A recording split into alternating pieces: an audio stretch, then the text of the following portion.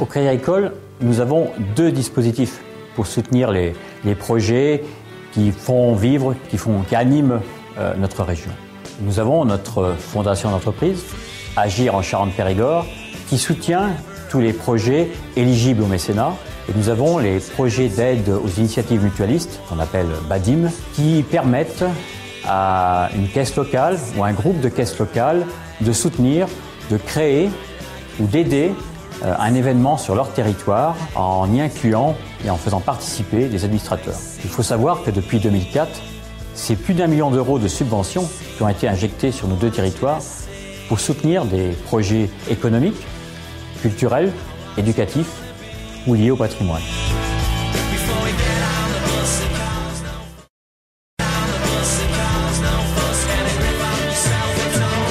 À travers l'exposition internationale de Lascaux 3, nous avons voulu faire une exposition qui montre une partie de la grotte de Lascaux.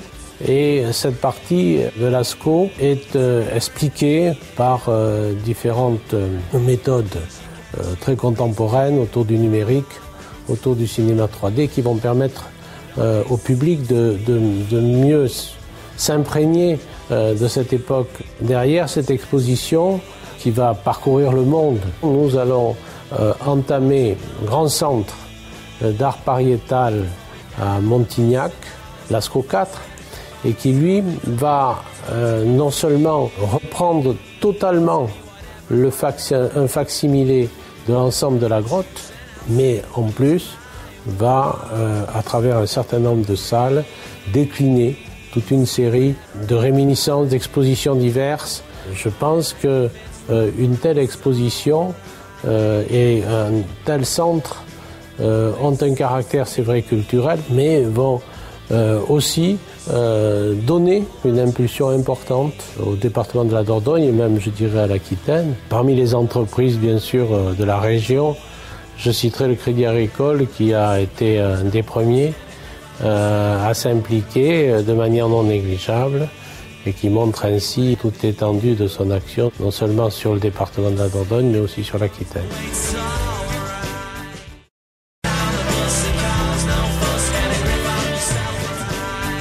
Le château de la Mercerie, c'est une façade de 120 mètres de long. C'est un bâtiment qui est inscrit à l'inventaire supplémentaire des monuments historiques. Il faut savoir qu'il a été construit au XXe siècle. Il a été construit par des gens qui sont encore vivants. Le château de Magnac, l'idée, c'était 2 choses. La première des choses, si on ne le sauvait pas aujourd'hui, il allait s'écrouler.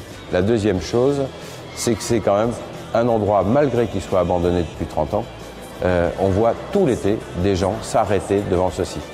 C'est un endroit connu. Faire tout ça seul, c'est pas possible. Donc on a des associations de réinsertion qui nous accompagnent. Mais c'est quand même aussi, et avant tout, une merveilleuse aventure humaine. La Fondation du Crédit Agricole, qui s'est tout de suite engagée avec nous, à nos côtés. Tous les partenaires que nous avons, associations compris, se sont pas posé la question de la rentabilité des choses. Elles se sont posé la question de dire comment on peut faire les choses pour pouvoir sauver un patrimoine qui est remarquable. Et le Crédit Agricole, quand j'ai été le voir, il a toujours été d'accord parce qu'il trouve que ce projet est un projet structurant de développement du territoire.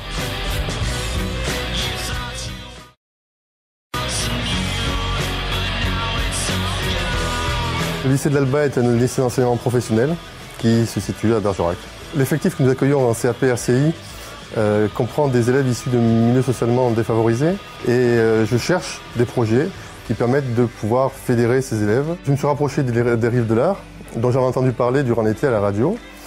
Et de fil en aiguille, je suis venu à rencontrer Madame Wolf, qui nous a aidé à rencontrer Fernando Costa, l'artiste avec lequel nous avons travaillé sur le projet éphémère 2011. L'association Les Rives de l'Art a pour objectif la diffusion de l'art contemporain en Sud-Dordogne et plus précisément en Vallée de Dordogne. Le fait de faire en sorte que des jeunes d'un lycée professionnel rencontrent un artiste et de surcroît réalise une œuvre d'art, c'est devenu vraiment un projet magnifique. Il y a eu une première journée de rencontre avec Costa qui a expliqué son travail, qui a dédicacé ses livres et puis au-delà de cela, bien sûr, la réflexion d'abord sur le type de réalisation. Il est venu 4 jours entiers travailler avec les jeunes et avec le professeur. Et bien sûr, le travail se faisait entre ces visites. Toutes les aventures artistiques sont toujours des aventures et des rencontres humaines avec toute la richesse, la sensibilité que cela peut apporter. Le rythme auquel j'ai mis en place le projet ne m'a pas permis de pouvoir faire des demandes de subventions auprès de la région. Donc j'ai sollicité les entreprises liées au métier de la métallurgie. Je me suis également rapproché du Crédit Agricole. La présentation que j'ai faite lors du conseil d'administration leur a plu. Effectivement, ils ont été très enthousiastes.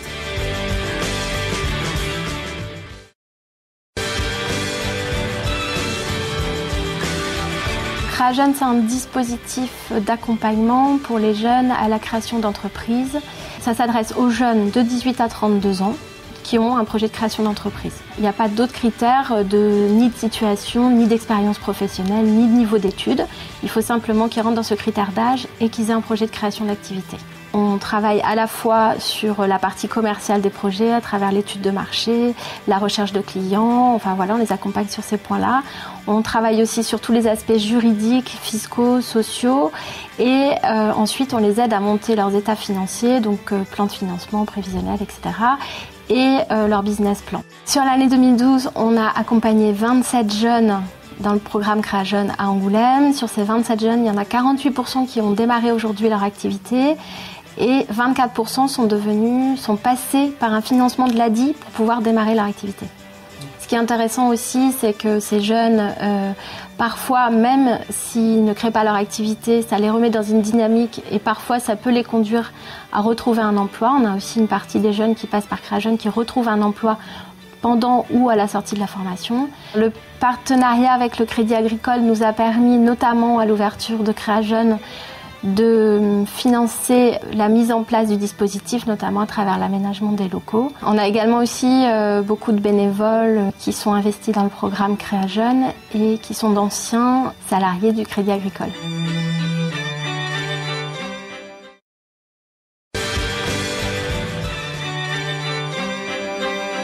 La SCIC Mangeons 24, donc société coopérative à intérêt collectif, donc permet d'approvisionner les cantines scolaires en produits locaux. À l'origine, c'est une réelle volonté des parents d'élèves et des élus de pouvoir faire bénéficier à leurs enfants des produits de qualité venant de notre beau Périgord. Donc, au bout d'une année de fonctionnement, nous sommes arrivés à 45 tonnes donc, de produits.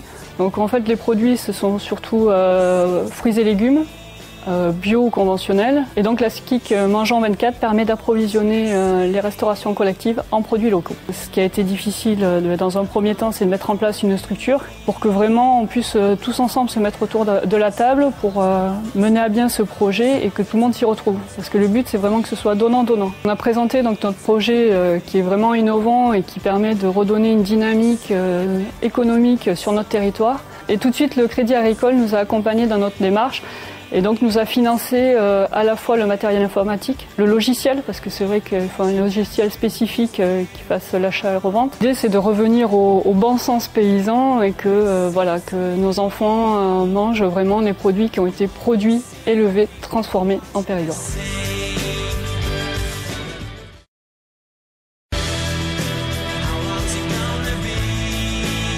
Ce collectif, c'est un ensemble d'associations, l'UDAF de la Charente, l'APF, Parkinson, Alzheimer, qui se sont regroupés. C'est pas marrant de s'occuper d'une personne Alzheimer qui a en plus d'autres pathologies.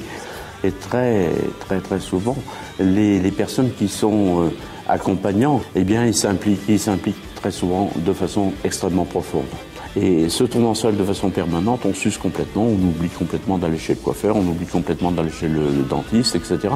Et donc c'est tous ces éléments-là qui font que notre association peut être utile complètement à la collectivité. On a un atelier peinture, dessin, un atelier cuisine. C'est aussi l'occasion de rencontres avec d'autres aidants. On a une aide de la part de la Caisse régionale Crédit Agricole Charente-Périgord à travers les caisses locales, une aide pour nous acheter du matériel pour faire de la formation, de l'accompagnement et du travail en atelier. Au niveau national, la Fondation Crédit Agricole Assurance nous a aidés sur un projet qui est totalement innovant. C'est le recensement des jeunes aidants familiaux. Ça va être 3 stagiaires pendant 4 mois qui ont déjà travaillé un petit peu sur, par exemple, un questionnaire pour les très jeunes, etc., de façon à ce que l'on puisse évaluer le nombre de ces très jeunes aidants. Il y a un certain état d'esprit dans le monde associatif que l'on retrouve aussi, il faut bien le dire, dans le sociétariat Crédit Agricole. Toutes nos interventions sont la preuve que nous sommes engagés dans la vie de nos cantons en Charente et en Dordogne. Nos 850 administrateurs sont à l'écoute de leur territoire et sont au cœur même de ces dispositifs. Et cela donne à notre action une valeur sans aucune comparaison.